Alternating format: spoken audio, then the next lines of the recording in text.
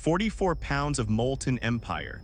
Wrapped around a throat that once commanded armies, this is not adornment, this is not ceremony, this is engineering. Cold mathematics designed to splinter bone, vertebra by vertebra, with each agonizing step forward. Somewhere in the desert dust of the East, a woman who fractured the Roman world into trembling thirds now struggles to breathe beneath the weight of her own plundered treasury. Yet the metal pressing into her flesh, that is not what haunts her. What haunts her is the sound rising from the city ahead.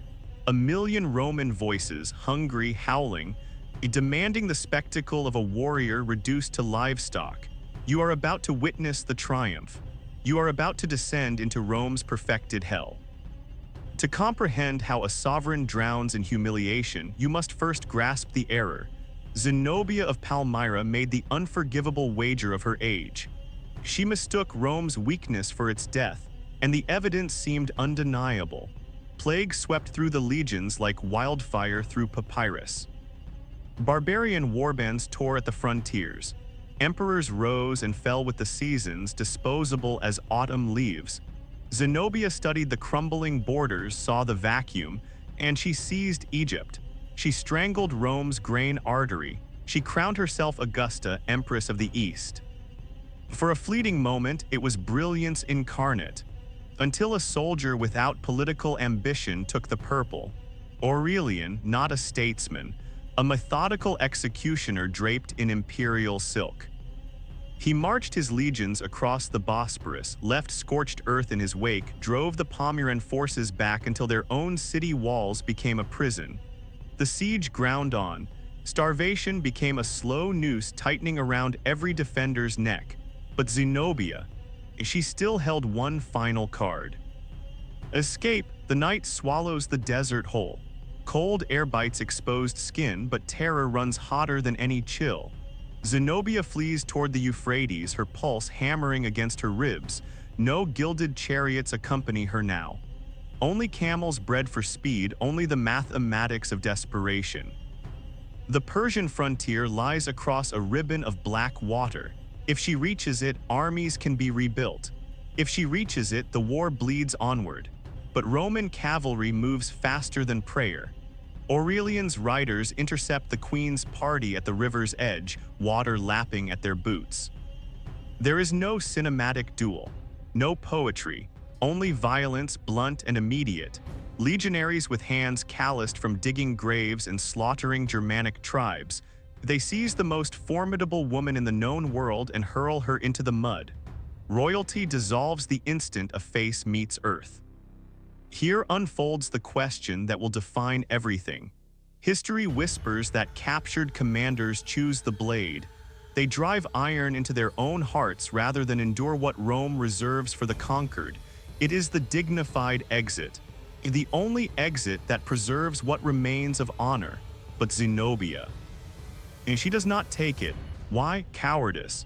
Or something far colder, calculation disguised as submission. They drag her before Aurelian, still filthy with the road, perched on a campaign stool like a butcher evaluating livestock. He watches her. His officers scream for immediate execution. They demand her head severed on the spot, a crimson warning to every province harboring rebellion. One stroke of a gladius and it ends, but Aurelian shakes his head slowly. Killing her would squander opportunity. Corpses decompose, fade from memory. Rome does not manufacture martyrs. Rome manufactures spectacle. The emperor understands his authority dangles by fraying thread. He requires visible proof. Proof for the mob, proof for the Senate, proof for every corner of the empire that order has been surgically restored. And for that, he needs a trophy that breathes, that walks, that suffers publicly. The verdict crystallizes. Zenobia will survive. But survival will demand the annihilation of everyone she loves. The trial convenes in Emesa. It is judicial theater, a grotesque pantomime performed in blood. Roman soldiers parade her advisors forward. Her generals, her philosophers, the architects of her doomed rebellion. Among them stands Longinus, one of the era's most luminous minds, the man who taught her Greek syntax and Platonic ideals. Aurelian extends an unspoken bargain to the queen, her life, purchased with their guilt.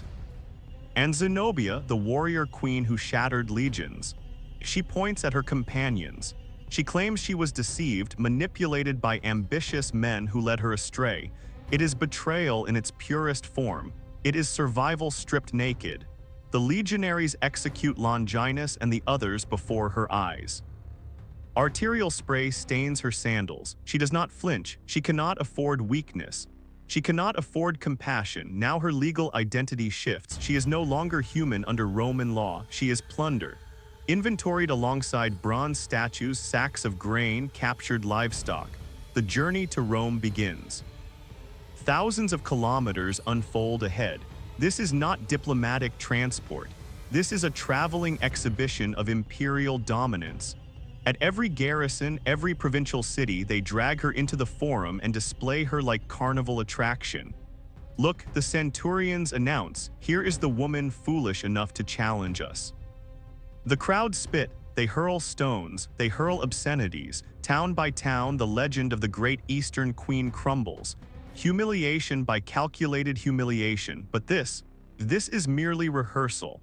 Aurelian is orchestrating something the empire has not witnessed in decades, a triumph, not celebration. Ritual, sacred, violent political machinery at its most efficient, and at the ritual's center. He has designed a torment tailored specifically for Zenobia. The army's blacksmiths receive strange instructions. They are forbidden from forging standard iron shackles. Instead, they must take the gold stripped from Palmyra's vaults. Melt it down, reshape it into chains, manacles, collars so dense that an ordinary person would collapse beneath the mass. The irony is surgical. The wealth she used to finance rebellion will now become the literal burden crushing her spine. As the procession nears Italy, whispers race through Roman streets like contagion. The Eastern queen approaches in bondage. The plebs work themselves into frenzy. Their curiosity is diseased, morbid. They crave confirmation that she is as beautiful as rumor suggests, and they crave seeing that beauty destroyed. For Zenobia, each kilometer closer to the capital erases another fragment of her identity. Does she know what befell Vercingetorix, the Gallic chieftain? They paraded him, degraded him, then strangled him in the Tullianum, a lightless pit beneath the city where hope goes to rot. Does she know about Jugurtha, the Numidian king who starved to death in that same suffocating darkness, naked, mind shattered? The question that claws at her in her mobile cage is not whether she will die, but how. Will they feed her to beasts in the Colosseum for entertainment, deliver her to soldiers in the barracks for their amusement, or has Aurelian conceived something even more twisted for the woman who nearly shattered his empire? The gates of Rome yawn open. The sound is apocalyptic. The day of triumph has arrived, and the noise transcends human. It is vibration, seismic force rattling the Via Sacra's ancient stones. A million souls crush into the streets, cling to rooftops, pack porticos, scale monuments. They have converged to witness singular spectacle. The world they knew ending, Roman supremacy reborn. The air reeks of smoldering incense, unwashed masses, elephant excrement. The procession begins. An orchestrated assault designed to obliterate the senses. First come the creatures. Tigers from distant India, giraffes towering like myths made flesh, elk from frozen northern wastes, animals most Romans believed existed only in fevered imagination. Aurelian is not merely demonstrating conquest of nations. He is declaring Rome's dominion over nature itself. Then roll the wagons, groaning beneath plundered silver, exotic silks, statues of foreign deities now reduced to senatorial playthings. But no one watches the treasure. Every eye waits for her. When Zenobia emerges into view, the roar becomes physical impact, and the vision is obscene. She does not move like royalty. She moves like a pack animal bred for suffering. The golden chains Aurelian commissioned are so catastrophically heavy that 2 slaves flank her, supporting the links to prevent her arms tearing from sockets, her neck snapping under the load. But their assistance is not mercy. It is prolongation. If she collapses and dies in the street, the performance ends prematurely. And the performance must continue. Her legs quake beneath jeweled weight. She wears the entire Palmyran crown regalia. She is a glittering mountain of wealth struggling to draw breath. Sweat carves channels through cosmetics applied to her face, exposing raw terror beneath the mask. The mob pelts her with refuse, screams obscenities, ridicules everything she once represented. Roman matrons gesture at her with contempt, voices dripping venom. There walks the woman who pretended to be a man, the one who believed herself capable of rule.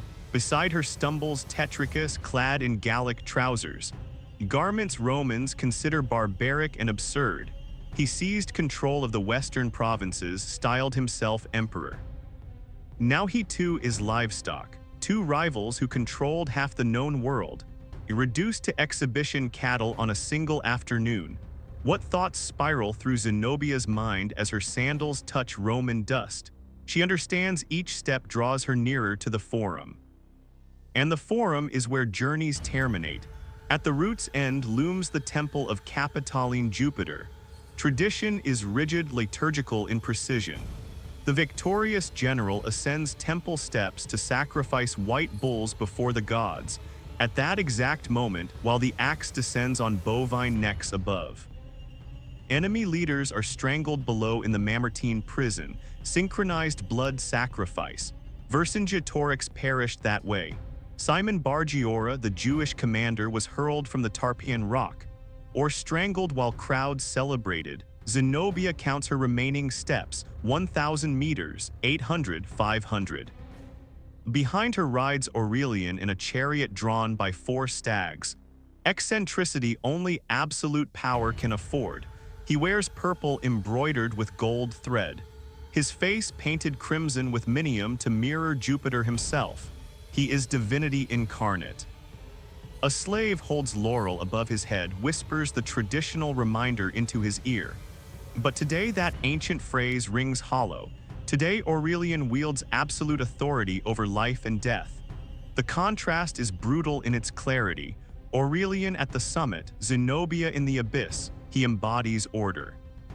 She embodies chaos now leashed. The procession halts. They have reached the Capitoline's base. The moment crystallizes, crowd noise drops fractionally. Electric tension crackles through the Via Sacra. Legionaries encircle the prisoners. Tetricus stares downward, resigned to fate. Zenobia lifts her gaze, struggling to maintain posture despite kilograms of gold dragging her neck earthward. Guards advance, seize the lesser captives. Lieutenants, rebel officers, forgotten names, they haul them leftward. Toward the Mamertines waiting darkness. Screams echo, pleas in Aramaic and Gallic. They understand they will die in damp shadows, garroted with rough rope.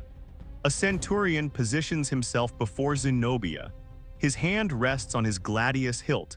She anticipates the shove toward the execution chamber. She closes her eyes, prepares for underground stone's cold embrace, but the shove never comes. Aurelian has calculated differently. Executing a barbarian king is routine procedure. Executing a woman, a queen who has captured the mob's imagination through exoticism and audacity, that could backfire catastrophically. It could appear un-Roman, it could resemble fear, and Aurelian fears nothing.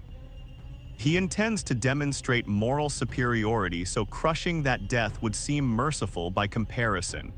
He has reserved a stranger fate for her, a fate that, for a warrior queen, might exceed death's cruelty. The centurion signals. They are not proceeding to the prison.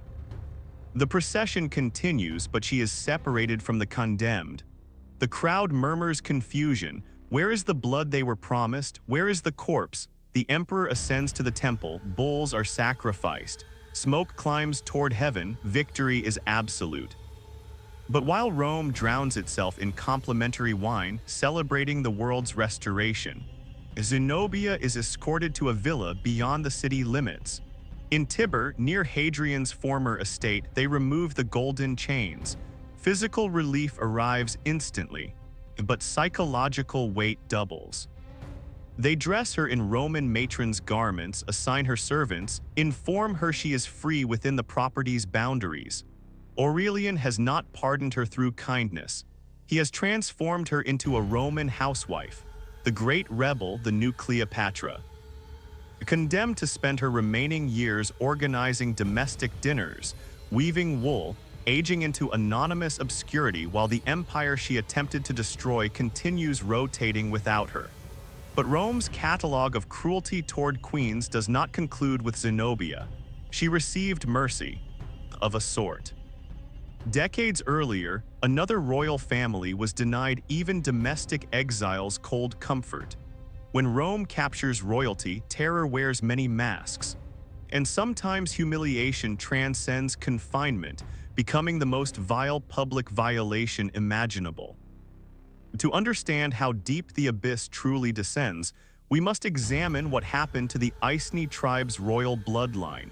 We must journey to Britannia. Because while Zenobia was not displayed as trophy, Boudicca's daughters were weaponized as instruments to shatter an entire nation's spirit. Here the Roman machine was not pursuing political spectacle. It was engineering emotional annihilation. Abandon thoughts of Italian sunlight, marble estates, comfortable countryside retirement. Travel north instead, to rain, to mud, to the very precipice of the known world. Here in Britannia, Roman civilization does not wear golden masks. Here the imperial machine reveals its corroded, blood-encrusted machinery. The year is 60 AD. Prasutagus, king of the Iceni, has just expired. He was cautious, collaborative. He believed he could purchase his family's safety by adhering to Rome's regulations. His will divided his kingdom, half to Emperor Nero, half to his two adolescent daughters. He believed it was insurance. He believed Rome would honor legal documents. How catastrophically naive. To local Roman administrators, a client kingdom is not an alliance. It is a bank vault awaiting liquidation. The king's will is disregarded before the ink dries. The Roman procurator Catus Decianus does not dispatch diplomats to the Iceni royal residence. He sends centurions, veterans hardened by foreign wars, tax collectors authorized to plunder. Boudicca, the widow, the queen, emerges to confront them. She demands respect, demands her husband's final wishes be honored. Rome's response is state terrorism, meticulously designed. There is no trial, no formal accusation. Soldiers seize the queen before her own people. They bind her to a post like common property, like disobedient livestock. The whip descends across royal flesh. Once, twice, 10 times, skin separates, noble blood stains muddy ground. The message transmits clearly: your title is meaningless, your lineage offers no protection, you are flesh, and flesh obeys. But the physical horror of the lashing is merely preamble. What follows next is what truly corrodes the soul, a crime that echoes across millennia. Roman officers turn their attention to the king's two daughters. They are girls, noble virgins. In Celtic culture, their purity and bloodline status are sacred beyond measure. To Rome, they are simply residual assets from a liquidation process. The order is given. What transpires next is not abuse. It is systematic public rape, calculated and strategic. Legionaries drag the princesses away. They do not conceal the act in shadows. They commit it in full view of everyone, beneath the helpless gaze of Iceni nobility and their own bleeding mother. This is tactical rape. By destroying the daughters' purity, Rome is obliterating their political future, their marriageability, their legitimacy to rule. They are erasing them from the dynastic map, using their own bodies as instruments of erasure. When the soldiers finish, they abandon the three women sprawled in mud. They laugh, they loot the residence, they confiscate silver. For them, this is merely another Tuesday in a barbarian province. They believe they have fractured the Iceni spirit beyond repair. They believe that after such degradation, no one will ever dare raise their eyes again. It is the bloodiest miscalculation in Britannia's entire Roman occupation. Boudicca does not shatter. As she wipes blood from her daughters' faces, something inside her dies. The woman who attempted negotiation, the political widow seeking compromise, and something new emerges from that death. Something frozen, dark, absolutely lethal. The Romans perceived no threat in those women lying broken on the ground. They failed to comprehend they had just forged their own nemesis. Boudicca rises. There are no tears remaining, only silent vow of total annihilation. If Rome chooses to be monstrous, she will demonstrate what true terror means. Rome ignited a fuse in the hearts of those three women. And the detonation that follows will leave not one stone balanced upon another in Londinium. The vengeance will not be political. It will be intimate, personal. And it will be slaughter of such magnitude that centuries later, archaeologists will uncover a layer of crimson and black ash beneath the modern city. The geological scar tissue of a mother's wrath. But before witnessing London consumed by flames, we must understand this treatment was not reserved exclusively for barbarians. Rome could deploy equal cruelty against the most ancient and sophisticated royalty on earth. Because even pharaohs, deities made flesh, can be reduced to chained animals if the appropriate general decides suffering serves imperial purpose. 46 BC. Rome is not celebrating singular victory. It is celebrating 4 conquests simultaneously. Julius Caesar, the man who transformed the Republic into his personal game board, is staging the most extravagant spectacle the city has ever witnessed. 4 days of parades, 4 days of blood theater. Gaul, Pontus, Africa, Egypt, but on the day dedicated to Egypt, something fractures the script. The formula remains unchanged. Display the prisoners, dazzle the masses, remind them Caesar is untouchable. In the procession walks Princess Arsinoe IV. She is Cleopatra's younger sister, barely 20 years old, perhaps less. A girl woman who possessed the audacity to command armies against Roman legions in Alexandria. Who forced Caesar himself to plunge into harbor water and swim for survival to escape her soldiers. For that humiliation, Caesar craves seeing her destroyed. Arsinoe walks burdened with chains. But unlike the bearded, savage barbarian kings the crowd loves despising, Arsinoe appears fragile. She is tragic incarnate. A Hellenistic princess educated in marble palaces, now dragged like common property. And then the unthinkable occurs. The crowds roar, that bestial hunger demanding death. It fades. Romans observe the chained girl and do not experience pride. They experience pity. They witness in her the collapse of ancient nobility. Murmurs ripple through the masses. Is this necessary, they wonder? Must Caesar crush a girl to prove his greatness? Pity is dangerous. Pity transforms rapidly into anger directed at the conqueror. Caesar, history's most cunning politician, reads the crowd's temperature instantaneously.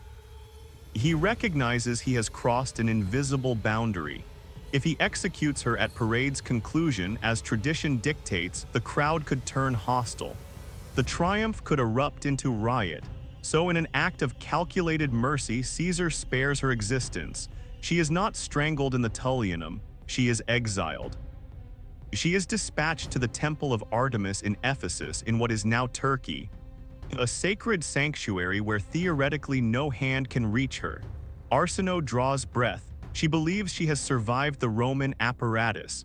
She believes religious asylum will shield her, but Rome possesses long memory.